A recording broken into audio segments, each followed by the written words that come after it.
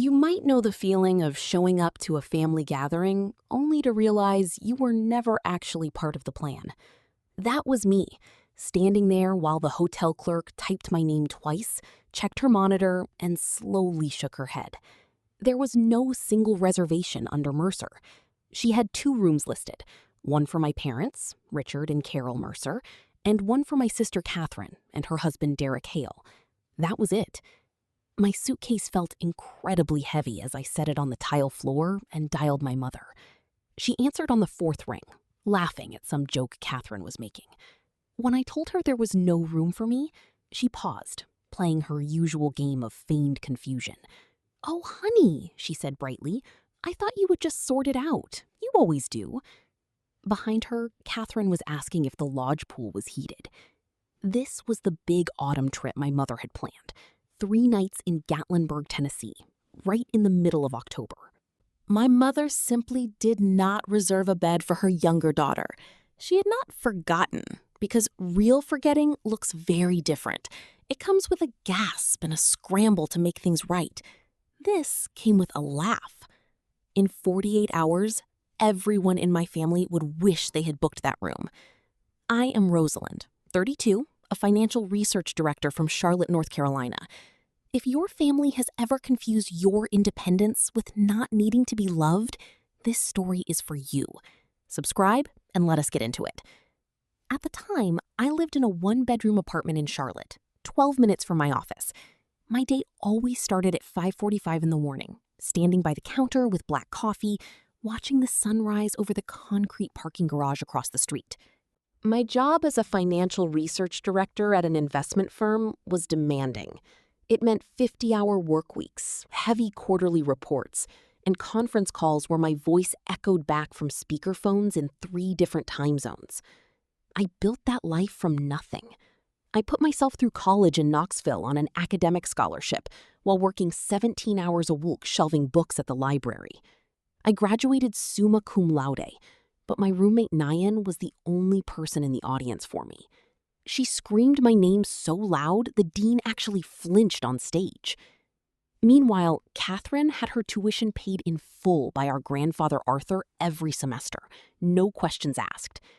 Yet she dropped out after 1 term because she claimed the professors did not challenge her.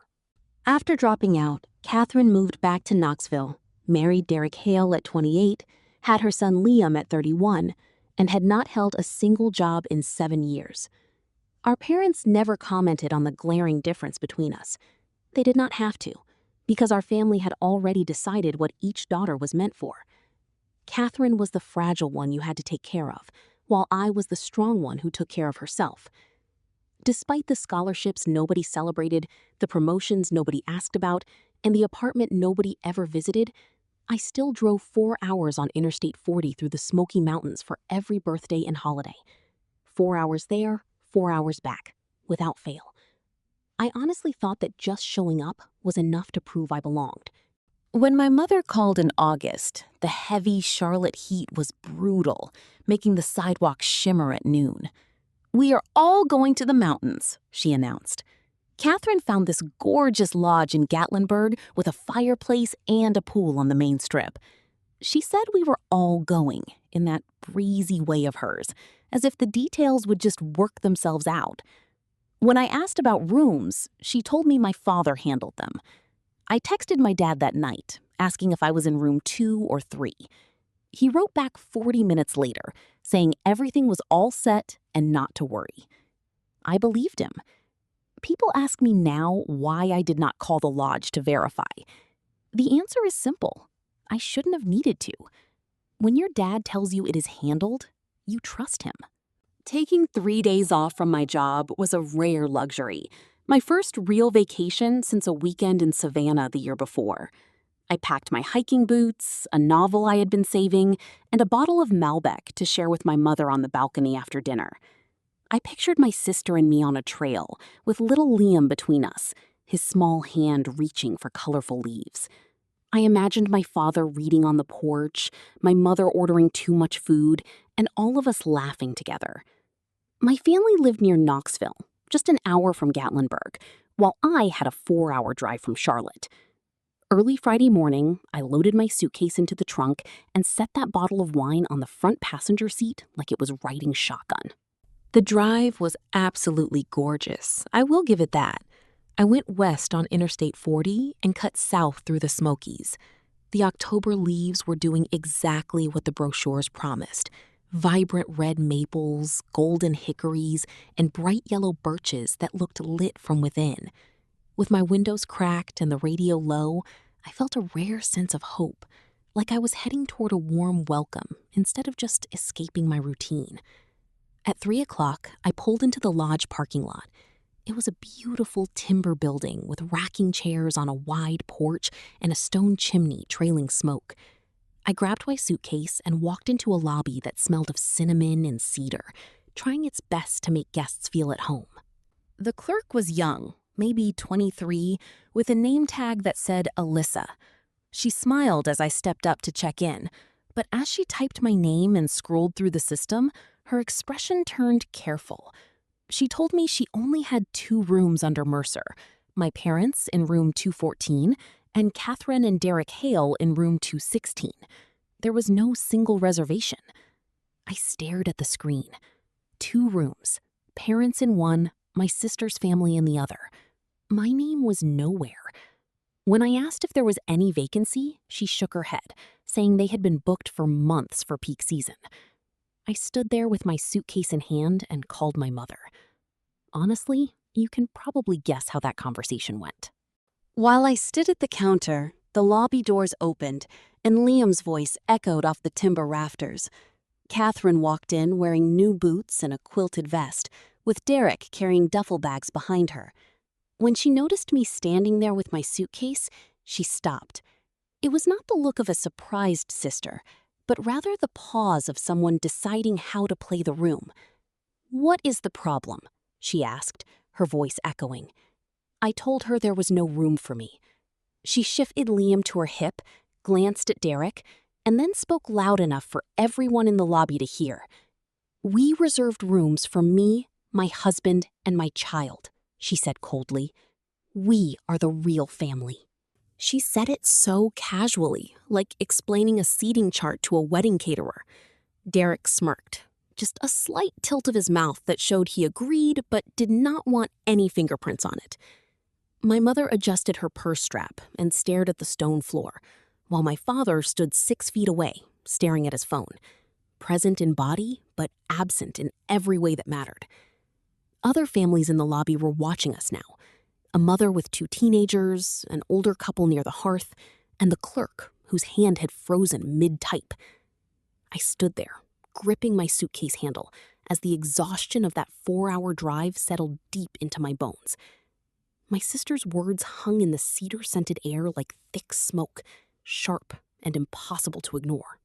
I did not argue. I did not make a scene. I just stood still while the lobby held its breath, looking from Catherine to my mother and then to my father. Nobody moved. Catherine had her chin held high. Carol kept her eyes locked on the floor, and Richard kept his eyes on his screen. In that silent moment, I understood everything. It was not anger, but the cold clarity of a financial ledger that finally balances after years of mismatch. I was standing in a room with people who shared my last name, and not one of them had saved a spot for me. I reached down and picked up my suitcase. "Then I will leave," I said quietly. My voice was completely flat, the way I would read a routine report in a boardroom. There was no tremor, and there were no tears. Without a word, I turned and walked out. I passed the stone fireplace where Liam was stacking colorful brochures, the family with the teenagers who looked away, and the rocking chairs on the porch. Down the steps, my car waited, with the bottle of wine still on the passenger seat. Behind me, the lobby doors opened, and my mother's voice cut across the gravel. "Rosalind, do not be dramatic. We can figure something out." I did not turn around. I put my suitcase in the trunk, started the engine, and pulled out. In my rearview mirror, my mother's figure shrank, standing on the porch of a lodge that had room for everyone, except me. The unopened Malbec sat in the passenger seat. I had not opened the bottle. I had not opened up my feelings either. I just drove. Driving Route 441 north through Gatlinburg is a nightmare in October, narrow and choked with heavy tourist traffic. My hands were locked at 10 and 2 on the steering wheel, my phone buzzing on the console like a trapped insect. Mom, Catherine, Dad. They kept trying, but I did not answer or even glance at the screen. I kept my eyes on the road, driving 20 miles north to Sevierville, where the neon signs fade and the mountains stop performing for the crowds. There, tucked behind a row of sycamore trees, sat the Riverbend Inn. It was a simple 2-story motel with white paint weathering at the edges and a hand-lettered sign on the door. I parked and walked inside, where an older woman with glasses on a chain looked up from her paperback book. "Are you traveling alone, sweetie?" "Just me," I replied, keeping my voice flat. The clerk gave me room 7, ground floor, way in the back facing the Little Pigeon River. It was $89 a night. I dragged my bag across the gravel path, unlocked the door, and collapsed onto a bed that smelled of cheap lavender dryer sheets. Through the window, the rushing river was the only sound in the dark. By then, I already had 34 missed calls. I did not count them right away, but they sat on my lock screen like an unpaid bill. $89. That is what it would have cost my parents to get me a room. They spent $1,300 on 2 suites, but could not spare $89 more for the daughter who drove 4 hours to join them. Above my head, the ceiling fan spun with an irritating wobble. Every third rotation, it clicked against a loose bracket, soft and steady like a metronome keeping time for a song nobody was playing. I sat on the mattress and finally opened my phone to find 12 texts from my mother. They mapped her escalating anger like a stock chart. First, she wrote that this was ridiculous, then accused me of ruining the trip, then demanded I call her right now, and claimed Catherine was upset. The final one, 20 minutes later, simply read, "Fine, be that way." I scrolled through them twice, looking for any sign of self-awareness. I did not expect an apology, but I desperately wanted a single sentence acknowledging what they had actually done. I hoped to see something simple, like a message saying they should have booked my room, or that Catherine was out of line. But there was nothing. Not one line in those 12 texts placed the weight anywhere except on me, my drama, and my refusal to just crawl back and swallow their insults with a smile. I placed my phone face down. Uncorking the bottle of Malbec I had planned to share with my mother on a balcony that was never mine, I poured some into a paper cup from the bathroom. I sat on the floor, leaning against the bed, drinking alone in a room that cost less than my sister's new leather boots. The river outside kept moving through the dark, completely indifferent to my existence. That indifference was the most comforting thing I had felt all day. But the texts were not even the worst part. The real blow landed the following morning. I sat in that dim motel room, listening to the wobbling fan while my phone vibrated constantly. 34 missed calls, and not one was an apology. If you have ever been the child your family begs to return but never says sorry to, you know how heavy my pillow felt. Stick with me, because what they did next made my walking out look like the easy part. I should tell you about Christmas 3 years before this. I drove 4 hours from Charlotte through a brutal ice storm. Interstate 40 was down to 1 lane at Asheville. Salt trucks crawled along every half mile, and my wipers fought a losing war against the freezing rain. I finally reached Knoxville by early afternoon, carrying 4 wrapped gifts I had spent weeks picking out. I had bought a beautiful cashmere scarf for my mother, matching the exact shade of blue she always admired in catalogs. For my dad, I got a Shimano fishing reel because his old one had seized up back in September. I picked out a firefighter teddy bear for Liam, since he had been obsessed with fire trucks all summer, and a leather journal for Catherine because she said she wanted to write again. We all gathered around the tree to open gifts. Catherine went first, because she always had to go first. Our parents handed her a velvet box containing a stunning diamond tennis bracelet. It was a whole production. The dramatic gasp, my mother holding her wrist to the light to catch the afternoon sun, while Derek recorded everything on his phone. Then, Catherine turned to me and handed over my gift. It was a cheap vanilla candle, still sitting in a plastic drugstore bag. Flipping it over, I spotted the clearance sticker on the bottom that read $4.99. My mother noticed me looking. "I did not know what you would want," she said cheerfully, as if being a stranger to your own daughter justified a $5 gift next to a diamond bracelet. I smiled and said thank you. The next day, I drove 4 hours home with that candle on the passenger seat. I never burned it.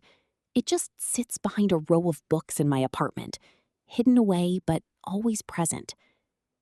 Then came Catherine's wedding in Nashville 2 years ago, a massive event with 200 guests and a string quartet playing while she walked down the aisle. To absolutely no one's surprise, I was not included in the bridal party. Catherine broke the news to me back in March, 6 months before the big day, speaking in that soft, pitying voice you use when you do not respect someone enough to be honest. She told me they did not want to burden me with the steep bridesmaid expenses. The dress was $280, a price I had already looked up and could have easily covered with a single day's wages. Instead, she chose her college roommate Megan as maid of honor, while I was relegated to the very back row, sandwiched between an elderly neighbor and Derek's accountant. I was not even invited to the rehearsal dinner until the day before, finding out through a random text message in our family group chat. Despite being excluded, I was still the one who showed up at 7 a.m. to help set up. I hauled folding tables across a gravel lot and arranged 200 centerpieces. Each mason jar of wildflowers required a ribbon tied in a precise knot Catherine had demonstrated once on FaceTime. After the reception, I stayed until midnight to sweep, stack chairs, and pack gifts. Derek's brother, leaning tipsily against his truck, looked at me and grinned, asking if I was the hired help. It was supposed to be a joke, but it did not feel like one. I drove back to Charlotte the next morning, waiting for a thank you text that never arrived. Not that day, and not ever. Now, morning is breaking at the inn. A sharp beam of morning light cut across my bedsheets as the rushing sound of the swollen river filled the room. Leaning against the headboard, I opened my phone and aimlessly scrolled through my photos, guided by a strange, heavy feeling in my chest. I eventually pulled up the family album, which had about 50 photos from the last 5 years. There were birthdays, holidays, and posed holiday card shots. I was only in 3 of them. In 2 of those, I was practically cropped out, just a stray shoulder and a sliver of jaw, as if the photographer had focused entirely on Catherine and caught me by mistake. Feeling a chill, I opened our family group chat and began scrolling back through the last 6 months. Whenever my name actually showed up in the group chat, it was always tied to some chore. It was always, "Rosalind, can you grab the extra chairs?" Or, "Rosalind, can you pick up Liam's medicine?" Or, "Rosalind, go get ice." They never asked how I was doing or said they missed me. Sitting there, I looked at the chat logs like I would analyze data at my job, tracing patterns and outliers. This was not just random forgetfulness. It was a structured system. I was useful for labor, but invisible when it came to love. We had all played our parts in this dynamic for so long that we forgot it was even happening. I was the emergency contact for a family that would never actually reach out to me in a real emergency. At exactly noon, I dialed Nadine's number. She answered on the second ring, as usual, and I could hear the faint beeping of hospital monitors and overhead pages in the background of her break room in Asheville. "Talk to me," she said, skipping any polite greetings. I spilled everything. The double rooms, Catherine's smug voice, and my mother chasing me to the car just to call me dramatic. I told her about the 34 missed calls that offered zero actual accountability. Nadine just listened in complete silence, letting me get it all out. When I finally stopped talking, she delivered the hard truth. When are you going to stop driving 4 hours to prove you belong to people who won't even save you a chair? There was no malice in her voice, just cold, hard accuracy. That is always worse because it strips away all your excuses. I sat silently on the bed in room 7, listening to the river outside while clutching my phone. I do not know, I finally whispered into the receiver. Nadine replied, "That is the problem, Roz. You do know. You just have not admitted it yet." After we hung up, I opened my notes app and wrote a list titled Things I Need versus Things I Accept. The need column was simple: respect, inclusion, and a family that notices when I am not in the frame. But the accept column filled up much faster. The cheap drugstore candle, being pushed to the back row, and doing all the unpaid labor.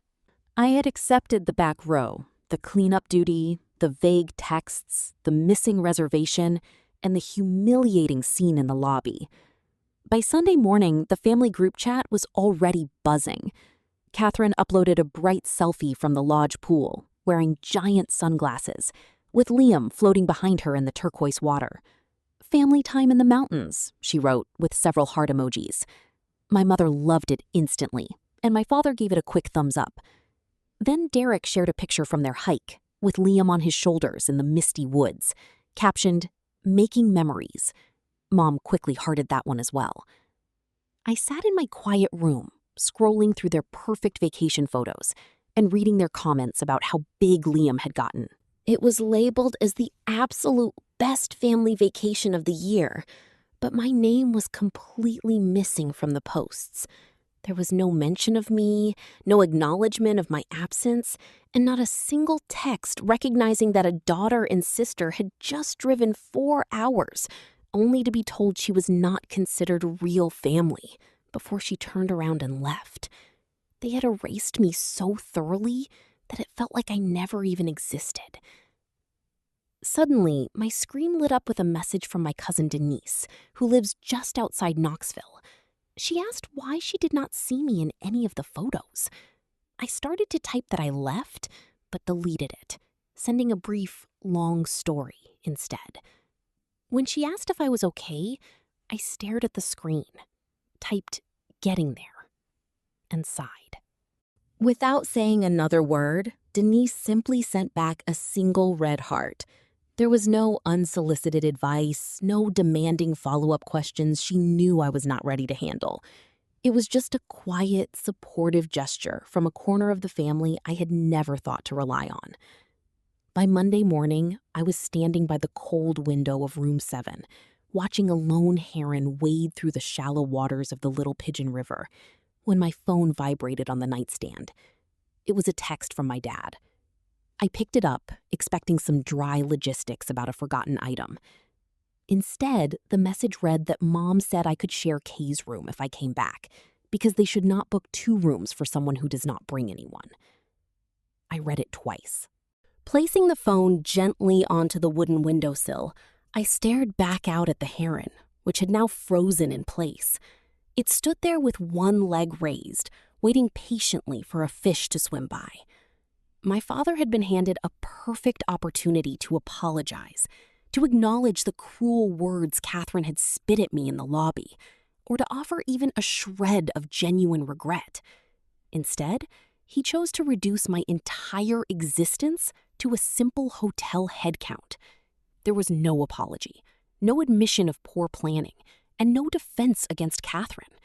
My entire worth, built on 32 years of hard work, 60-hour weeks, 4-hour drives, and a college degree nobody clapped for, was being measured solely by my lack of a husband. I took a screenshot, put the phone face down, and watched the bird fly away. That cruel text message remained on my phone, entirely unanswered, but saved as cold proof of what they truly thought of me. I kept it the same way I kept that old candle, not because I wanted to look at it, but to remind myself that this pain was real and not just in my head. The evidence was right there, showing that while my family might lie, the written words do not. Later that afternoon, I walked along the river path behind the inn. The crisp October air had turned noticeably colder, carrying the sharp scent of damp leaves and wood smoke. As I followed the dirt path winding through the sycamore trees, with my hands shoved deep into my pockets, my mind finally cleared. I realized quietly, without any drama, that I did not even want their apology anymore. If my mother ever did apologize, I knew it would only arrive heavily wrapped in unfair conditions. A confession of guilt from Catherine would just be a twisted rewrite of what actually happened, and anything from my father would show up 3 weeks late and address the wrong issue entirely. In our household, apologies never healed anything. They just reset the clock. They were a green light to drive another 4 hours, set up more chairs, buy more expensive gifts, and stand quietly at the edge of the family photo, waiting for the next disaster. But I was officially done. I was not fueled by anger, which takes far too much energy, nor did I want revenge, which means caring about what they do. I was closing a broken ledger that would never balance because the initial numbers were wrong. From that moment on, I decided to stop making those 4-hour drives just to help people who did not care about me. I was through volunteering to set up and clean up after their events, and I was done answering calls from relatives who never once asked how I was doing. I resolved to build a peaceful life out of what I actually had: my stable job, my quiet apartment, and my morning coffee at 5:45. I was going to stop carrying heavy lumber to build a house that had absolutely no room for me. Suddenly, my phone rang. But it was not them. It was Grandpa Arthur. My father had typed those cold words and hit send without a second thought, never calling to apologize or take them back. If you have ever been made to feel secondary by your own flesh and blood, you know why I walked away. Everything shifted completely when the holidays arrived, starting with an unexpected plan for Thanksgiving. My grandfather, Arthur Mercer, was 82 years old and lived by himself in a cozy home on Norris Lake, about 30 miles north of Knoxville. He had been living alone since my grandmother, Dorothy, passed away in 2016. He refused to sell the place because the lake was his favorite fishing spot, and he was not the type of man to abandon a home just because it had grown quiet. I had planned to visit him right after my disastrous trip to Gatlinburg. Normally, I would drive the extra half hour from Knoxville to sit on his front porch, sipping black coffee and listening to his quiet stories about walleye and the weather. His gravelly voice on the line asked me where I was. Hearing his voice was deeply comforting, carrying that familiar blend of gravel and quiet patience. It was the voice of a man who had spent 50 years managing busy construction sites, learning long ago that timing matters far more than shouting. Over a fresh pot of coffee, I laid out the raw facts of what had happened, from the double room booking to the humiliation in the lobby and my lonely drive to Sevierville. Arthur is not a man who tolerates exaggeration, so I kept it simple. When I finished speaking, a heavy silence filled the room, punctuated only by the rhythmic ticking of the grandfather clock Dorothy bought back in 1978. He paused, then quietly told me that my grandmother would have walked out too, validating my choice in a way no one else had. After selling off his thriving business back in 2010, he chose to keep only his modest house, his reliable old truck, and his favorite fishing rod. He still insisted on driving himself, catching his own meals, and brewing his coffee at 5 in the morning because he saw no reason to alter a perfect routine. When he invited me over for a private dinner that Saturday, I happily made the 90-minute drive from Sevierville to Norris Lake. The winding roads took me through quiet, rustic towns that seemed to fade away the further I got from the busy tourist traps. His home appeared at the end of a gravel path bordered by mature pin oaks. Inside, The warm wood floors, the mounted bass above the fireplace, and the old black and white family photos from the 1950s made me feel safe.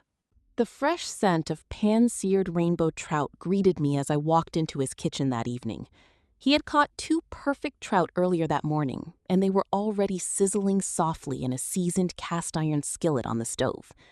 We sat down at the vintage Formica kitchen table, the very spot where he used to run his company's payroll by hand, its surface worn smooth from decades of his resting elbows. We shared our meal in comfortable silence, enjoying the fish cooked simply with butter and fresh lemon.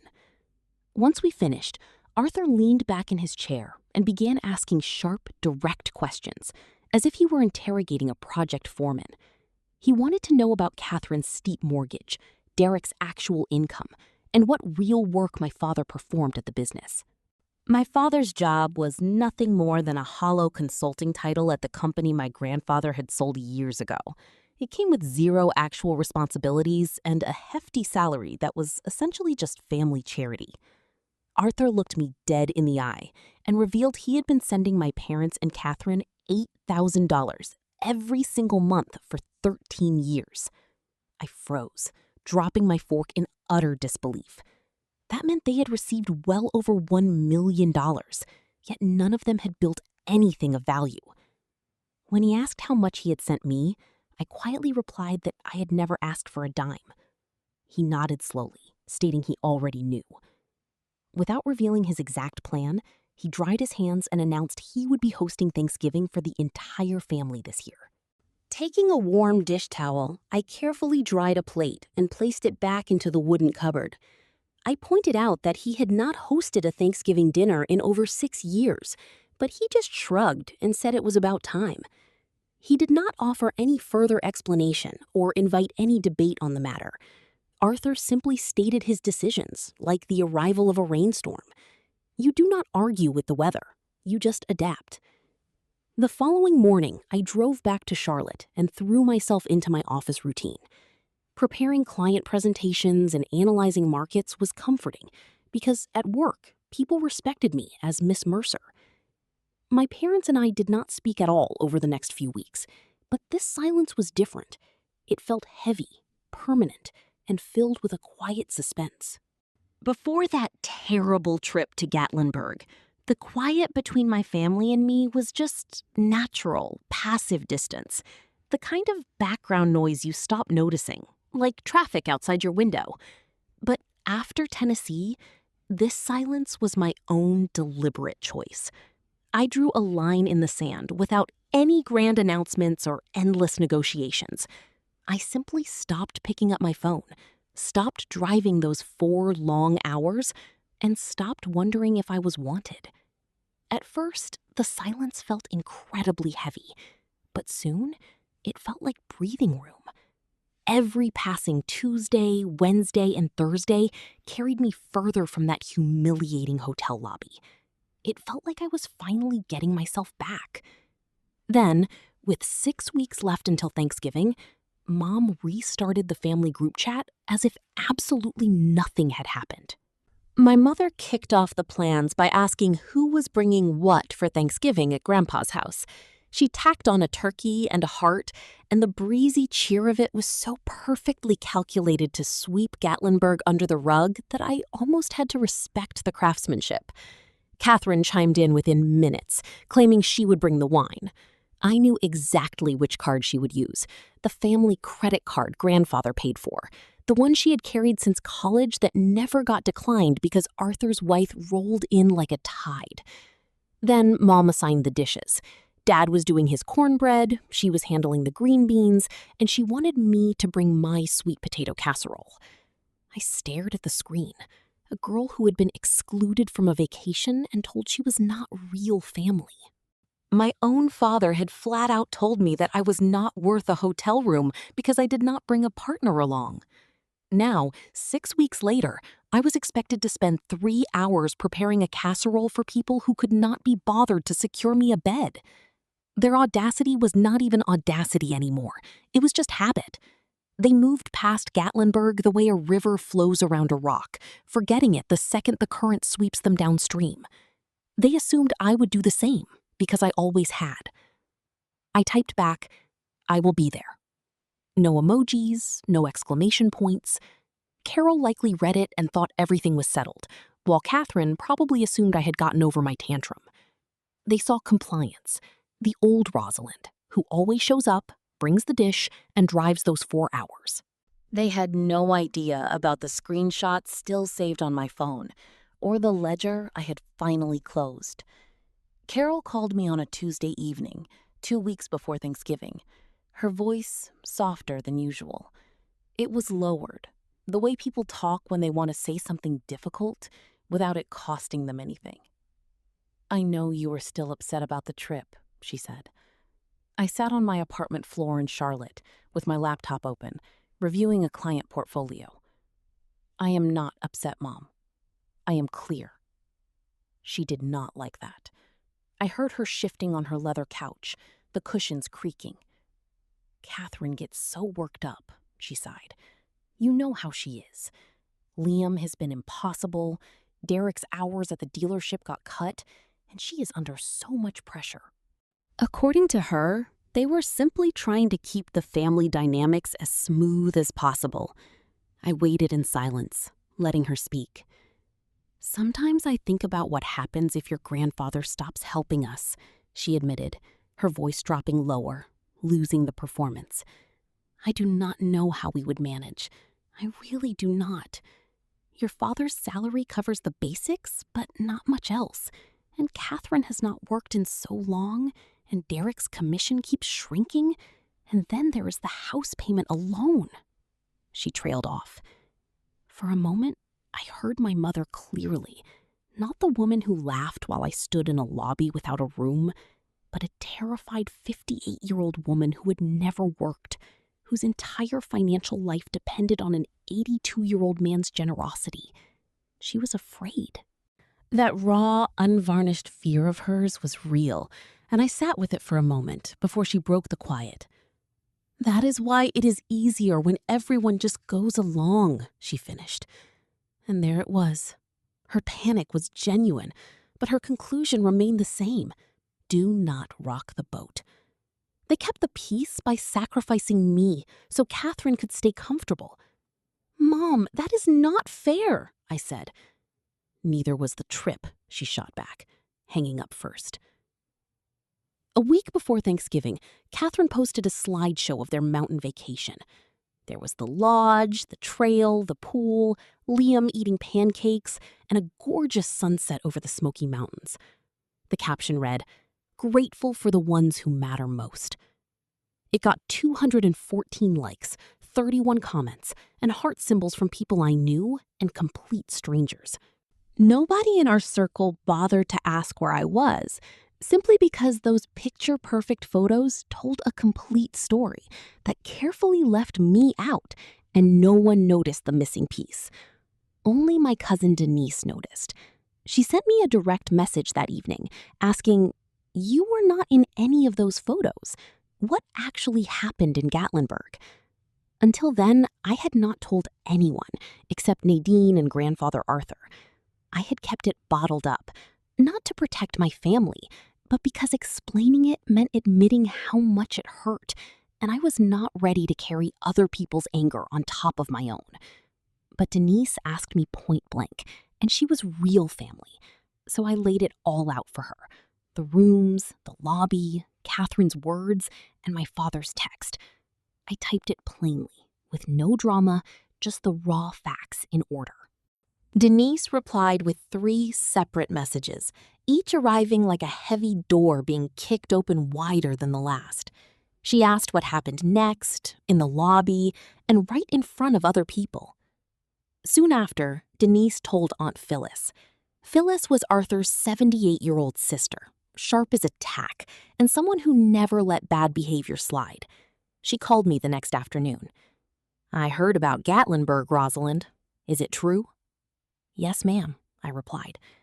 There was a long, heavy pause before she spoke again. "Your grandmother would be heartbroken." The truth was quietly moving through the extended family now, Not as ugly gossip, but as facts shared between people who still believed facts actually mattered. On the day before Thanksgiving, I drove to East Tennessee, but I did not stay with my parents. Instead of dealing with my parents, I booked a clean, anonymous room at a Holiday Inn off the highway in Knoxville. It was just a simple bed and a bathroom, with no family within earshot. Another quiet boundary, which are always the best kind. On Thanksgiving morning, I drove to Arthur's house at Norris Lake, arriving before 8.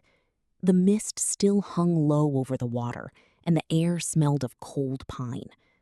Arthur was in the kitchen preparing his grandmother's corn pudding from a yellowed recipe card taped to the fridge. The card featured Dorothy's precise school teacher handwriting from back before she married a man with a flatbed truck and a $50 loan. I helped him set 22 places at the table with Dorothy's gold-banded white china, handling each plate with deep care. With quiet concentration, Grandfather Arthur stood by the sink and polished the serving forks himself, rubbing the tines until they caught the bright morning light. Guests started arriving around 11. Aunt Phyllis came first, walker and all, driven by her grandson Craig. Uncle Gene wore a faded flannel shirt that looked older than me. Then came Cousin Denise with a pecan pie, her eyes finding mine the second she walked in. 2 of Arthur's old construction buddies arrived, men in their 80s who still called him Art and shook hands like a strength test. Finally, the Buick pulled up. Carol carried her casserole dish, Richard walked with his hands in his pockets, and behind them came Catherine, Derek, and Liam. My sister Catherine walked in wearing a gorgeous new cashmere coat the color of butter, while Derek wore a pristine Barber jacket. She hugged Grandfather tightly, radiating performative smiles. "Happy Thanksgiving, Grandpa," she said. The feast filled the house just the way Dorothy would have wanted. There was turkey on the big platter, Arthur's corn pudding in the cast-iron dish, 3 pies on the sideboard, and warm rolls in a basket. Arthur stood at the head of the table and called out, "Grace!" His voice boomed with the power that had carried across job sites for 40 years, blessing the food, the family, and the truth. 22 people echoed, "Amen," and sat down. Instantly, the room filled with the clinking of forks on china, ice in glasses, and the noise of family catching up. With everyone seated, Catherine wasted no time holding court at the center of the table.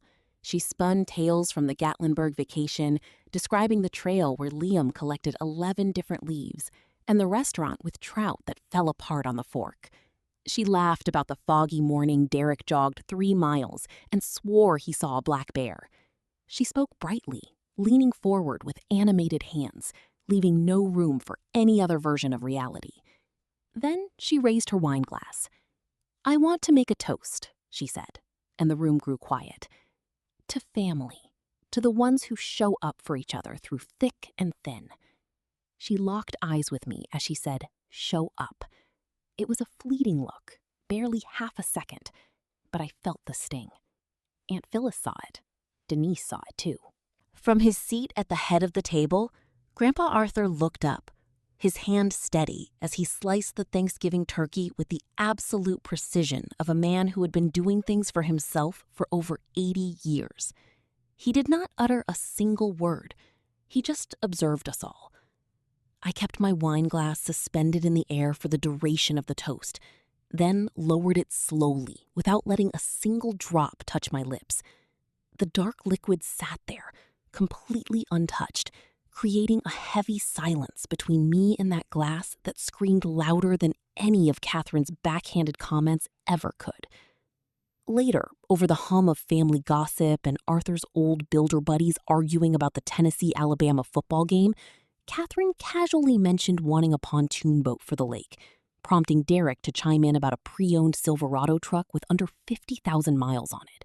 It was obvious they were throwing those big-ticket items out there just to test the waters, watching to see if anyone would offer to write a check. Arthur simply chewed his homemade cornbread, offering no reaction. Trying to escape the tension, I got up to clear the dirty dishes, carrying a heavy stack into the kitchen. I had barely set them down by the sink when I heard Catherine's footsteps behind me. She had followed me, dropping her voice to that sharp, quiet whisper she always uses when she wants to start a fight without attracting a crowd. She snapped, asking if I was going to be weird all night. I calmly rinsed a plate, telling her I was not being weird. When she accused me of playing the victim and choosing to leave, I turned to her and said it was because she had not booked me a room. Her jaw went rigid, muttering that I should have figured it out myself, like I always do. That was the golden rule of our family. Rosalind will always find a way to handle it herself. I supposedly did not need anyone's help, nor did I need to be included, or have a bed saved for me, or even a spot in the family photos. I dried my hands on a dish towel and laid it on the counter, staring at my sister. There she stood in her expensive cashmere coat, her hand on her hip, her life fully subsidized by the elderly man sitting in the next room who had built everything from a single flatbed truck. Keeping my mouth shut for now, I walked back out to the dining table. It was time for dessert, which meant Arthur's famous lemon meringue pie. It was his personal recipe, not Grandma Dorothy's, and the one secret he kept guarded. We drank coffee out of Dorothy's gold-rimmed china cups, which shimmered under the warm dining room lights. By the time the main course was finished, the atmosphere in the room had relaxed considerably. People were leaning back in their chairs, loosening their belts as conversations drifted lazily. Catherine was holding court with Denise and Craig, laughing with that theatrical, high-society confidence she had spent years perfecting. She loved playing the sensible hero in her own stories, recounting how I had abruptly walked out of the hotel lobby during our trip. She delivered the story like a polished punchline, turning my genuine hurt into a funny family anecdote about how difficult and dramatic I always was. But then the mood shifted. One by one, heads began to turn toward me, not all at once. An abrupt stillness fell over the table as Aunt Phyllis quietly set her fork down. Denise stopped chewing mid-bite, and Uncle Gene stared directly into his coffee cup, while Arthur's old construction buddies exchanged knowing glances. A few people at the table knew the truth about what had actually transpired in Gatlinburg, having heard fragments from Denise or Phyllis, while others were hearing it for the very first time. You could feel the heavy, suffocating pressure of an unspoken truth dragging the room down. I sat there clutching my warm coffee cup, feeling 32 years of playing the quiet, agreeable daughter rising up, demanding to be let out. When I finally looked over at Grandpa Arthur, he met my gaze from the head of the table. With a cloth napkin in his lap, he gave me a tiny, almost imperceptible nod of encouragement. To be clear, I was not searching for his permission to speak. I was simply checking to make sure he was strong enough to handle the storm I was about to unleash. I carefully set my coffee cup down on its delicate saucer, and though the clinking sound of the china was soft, it echoed through the silent room like a judge's heavy gavel. Remaining seated, I kept my hands pressed flat against the table and spoke in the exact calm, clinical tone I reserve for quarterly corporate presentations. It was a level, measured voice that required absolutely no volume because its precision carried all the weight. "Catherine, you are right. I did leave," I said. Instantly, 22 people froze. I let the silence stretch before adding, "But you forgot to mention that you never booked me a room and told everyone I was not real family." A sudden, stark change washed over Catherine's face, though it was not shame or guilt that took over, but the rigid, deer-in-the-headlights shock of hearing her own cruel words repeated right back to her. My gaze shifted down the table to my father, Richard, who was sitting 3 seats away, anxiously twisting his napkin between his fingers. "And Dad," I said, directing my voice right at him, "you texted me the very next morning to tell me that Mom wanted me to just share with Catherine, and that you shouldn't have to book 2 separate rooms for someone who doesn't even bring a date." I let those ugly words hang in the air. Richard stared down at his plate. Carol gasped with her hand over her mouth, and Aunt Phyllis glared at my father with absolute burning disappointment. Phyllis did not look angry. She looked utterly, devastated, carrying the cold, heavy disappointment of a woman who had helped build this family's legacy from nothing, only to watch them tear it down to the ground. I leaned back in my chair and calmly stated that I was not looking for anyone's pity, but simply laying out the truth in front of the people who deserve to hear it. At that moment, Catherine completely lost her mind, exploding like a failing dam with zero warning. She stood up so violently that her heavy wooden chair screeched loudly against the hardwood floor as her napkin slipped away. She shrieked that I was unbelievable, accusing me of ruining Grandpa's Thanksgiving dinner, claiming I was playing the victim and trying to turn the entire family against them. Derek leaned forward in his chair, feeling brave now that Catherine was screaming, and sneered that I had always been dramatic and self-centered. But Aunt Phyllis cut him right off with a cold, powerful voice that could have stopped a freight train, commanding Catherine to sit back down. She did not raise her voice or lift a hand. She spoke to my sister as if correcting a spoiled toddler who had forgotten her manners.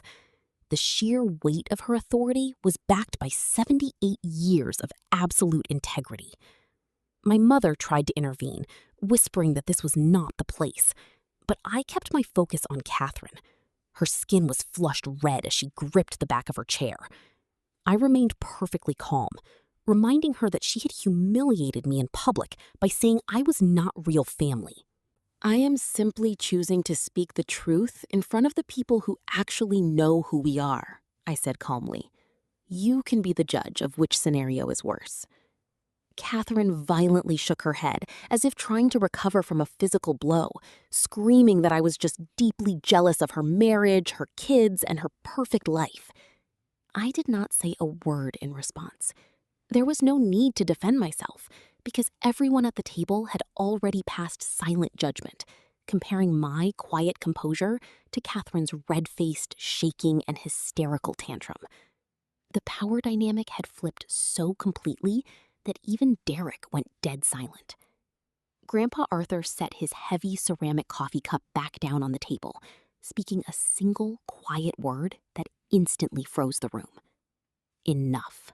A heavy, suffocating silence settled over the room as my 82-year-old grandfather slowly stood up, refusing to be rushed.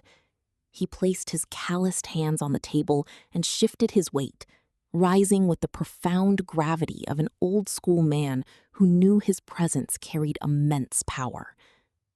The entire room waited in breathless suspense. I started working when I was 16 years old, he began, his voice steady. First a grocery store, then a lumber yard, then driving another man's truck until I saved enough to buy my own. I built this entire business from a single flatbed and $50 I borrowed from Dorothy's father, who swore I would lose it all. I did not. We built 11 locations over 40 years, and I never once asked for a single handout.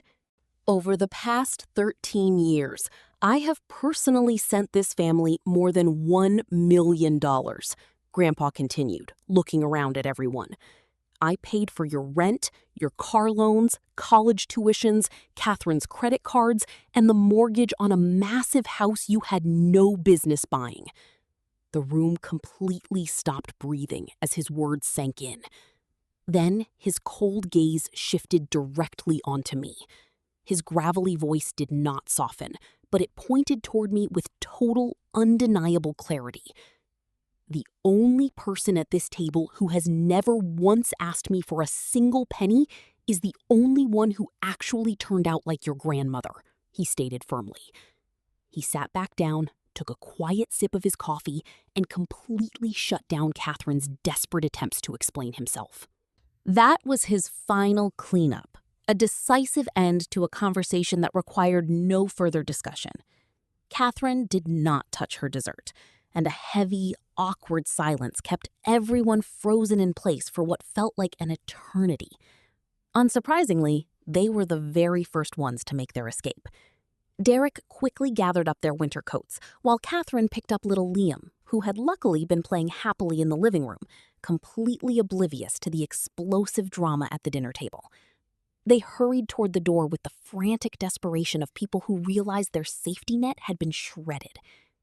I was quietly washing a coffee mug in the kitchen when Catherine suddenly stepped into the doorway, her voice trembling with a quiet, venomous rage as she prepared to speak.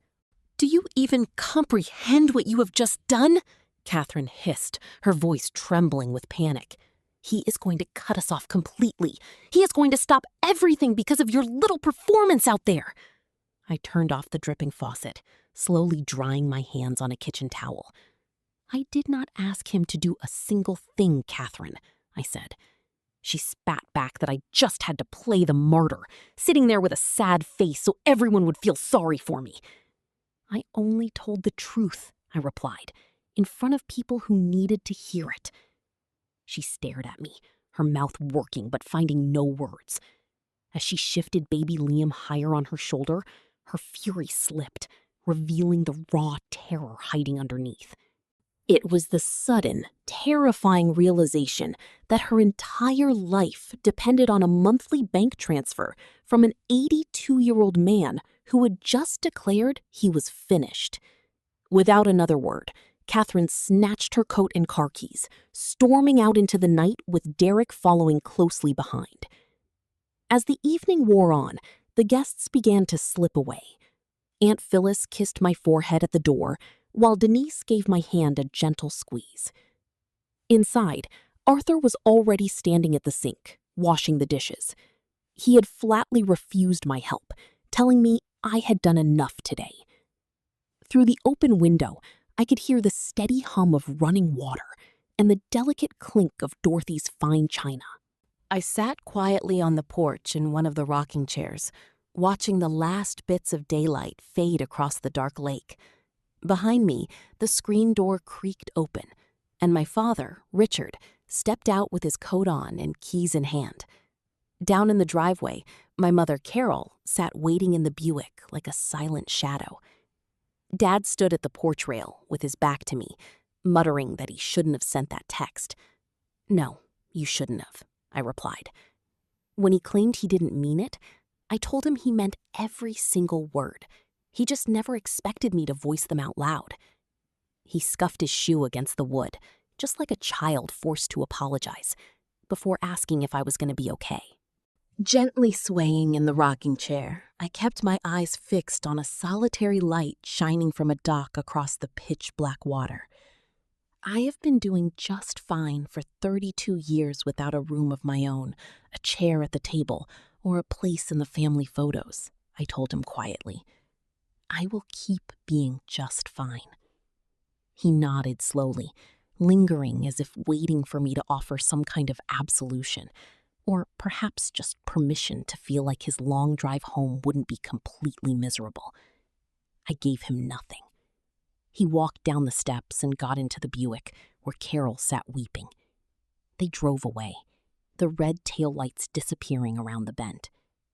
And then, exactly 6 weeks after Thanksgiving, the family money completely stopped flowing.